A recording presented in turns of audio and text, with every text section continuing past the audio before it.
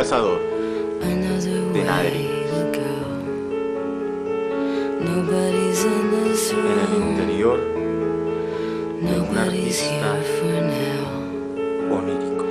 Wake up early, I know it's too late for the parade. Look at my feet, moving slowly, I'm afraid it's over. Nos encontramos en la casa del artista Fabio de Jesús Vargas, quien se hace llamar a sí mismo cazador de naderías.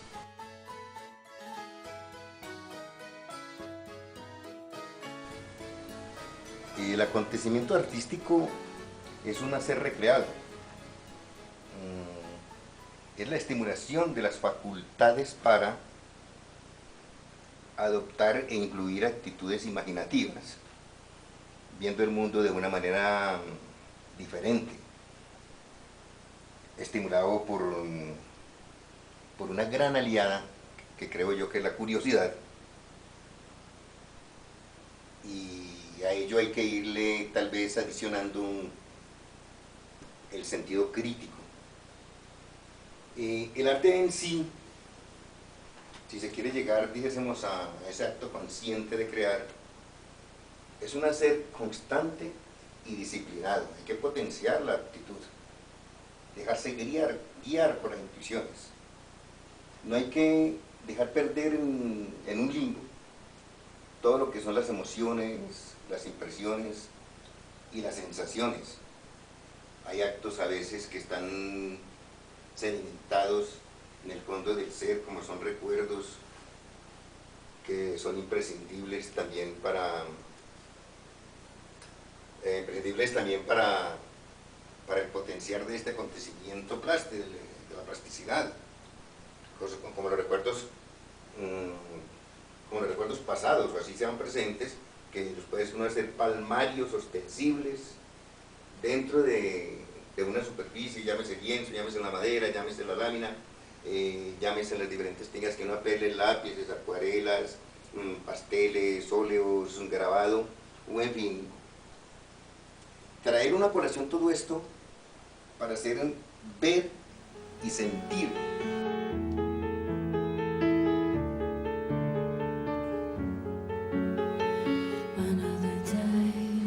Bueno, y cuéntenos, ¿de dónde nació esta afición por el arte y esta obsesión fantástica por la creación de un mundo totalmente único?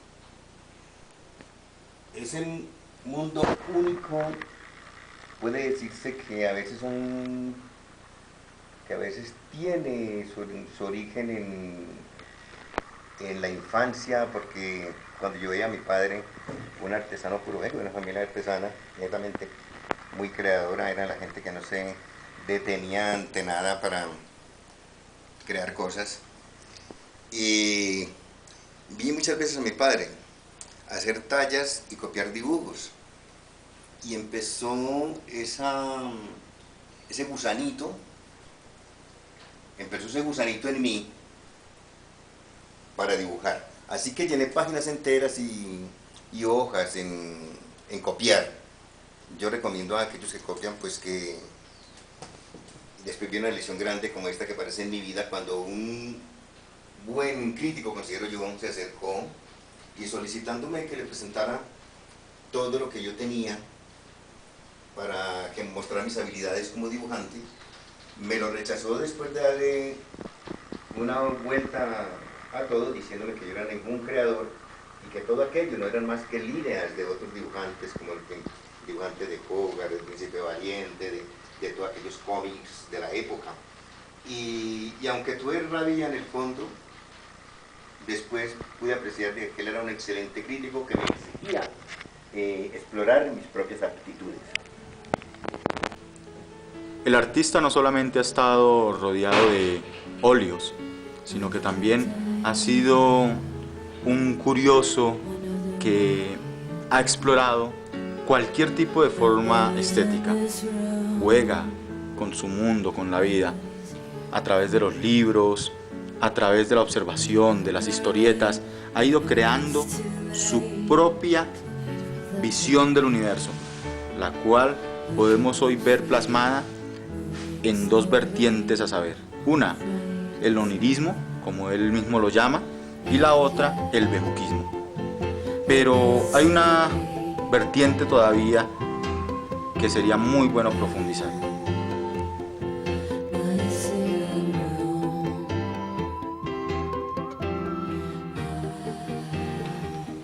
Bueno, don Fabio, y cuéntenos, ¿por qué cazador de naderías? Bueno, es la pregunta tal vez más importante que yo me he hecho en mi vida, en ¿qué es lo que he hecho en el arte? Entonces, me llamo cazador de naderías a sí mismo porque, efectivamente, como su nombre lo indica, es una búsqueda constante de cosas. Soy un hombre que no se detiene en un solo momento del arte, como vemos en este, por ejemplo, una etapa de mi vida donde pinté, reproduje todos aquellos mitos, leyendas, consejas con que el pueblo enriquece su hacer cultural. En esa transhumancia por varias partes del país, fui recogiendo anécdotas, fui recogiendo todas las visiones de la sabiduría popular, entre otras, para poder plasmarla en el lienzo. Como una cosa fascinante, extremadamente inconmensurable por su riqueza tanto empírica como en todos los sentidos de la cultura, de nuestra cultura.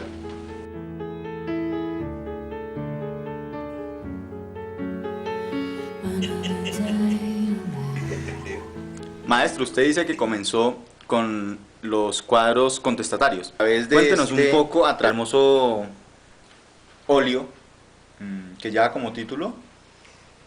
En un principio se tituló Ora Ponde. Ora Ponde. Testimonia el desplazamiento de los campesinos, testimonia la impotencia de un ser marginado, de aquellos que no hayan, para cuyas vicisitudes, precariedades y derrotas no existe una redención y no hay una voz donde tocar puertas. ¿Eso era lo que usted buscaba plasmar a través de estos cuadros? Sí, era una especie de protesta, contestatario viene de protesta, y tenemos como bien lo indica que ya en una forma más global muestra lo que es la Hecatombe universal. Este cuadro es muy diciente porque su título, como su título indica, Hombre, te confundí con la bestia. Yo pienso que en este cuadro está plasmada la bestialización del hombre, humanizo más la bestia que al hombre. Yo pienso que el hombre todavía no ha salido de la caverna. Mientras haya un solo hombre que porte un arma en el mundo, estamos muy lejos de ser civilizados. Y aquí vemos la bestia aplastando la paloma de la paz, vemos al hombre que lleva un misil o sea, podemos decir que en esta primera etapa eran como una rebeldía contra de oponerme a todo lo que fuera violencia. La época de la violencia en Colombia.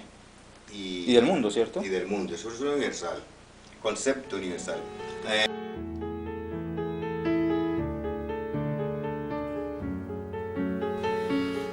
Maestro, su segunda etapa la considera usted que fue netamente expresionista. Cuéntenos un poco acerca de esta a través de algunos de sus cuadros.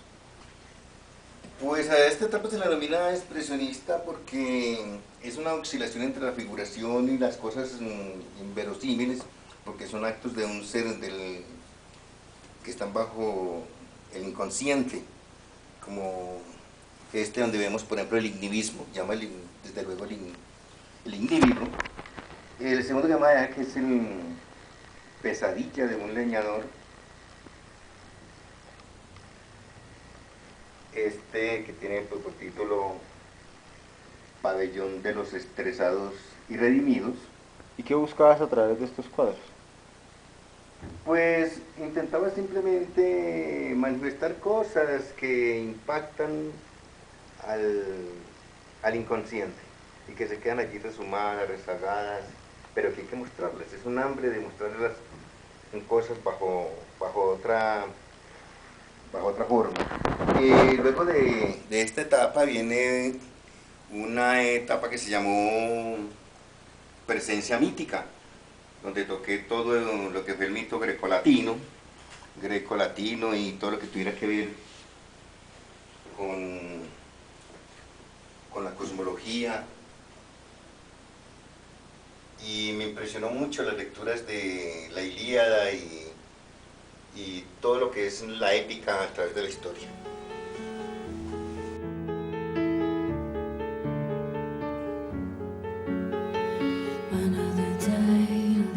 En un artista no puede haber una etapa última porque la insatisfacción de una obra, el final de una obra es una insatisfacción para otra posterior. Estamos hablando del bejuquismo. Y viene el bejuquismo, que es simplemente humanizar la ecología. En un principio yo le eché misos, aquí lo podemos ver, y empecé con los Quijotes. Empecé dándole una forma casi humana a estas raíces, porque tengo sensibilidad ecológica. Y pienso que aquí no se detiene mi etapa en este estilo, porque como queda dicho antes, una obra, toda obra en un artista debe producir una insatisfacción. Si la obra no produce insatisfacción, no hay creatividad para la segunda.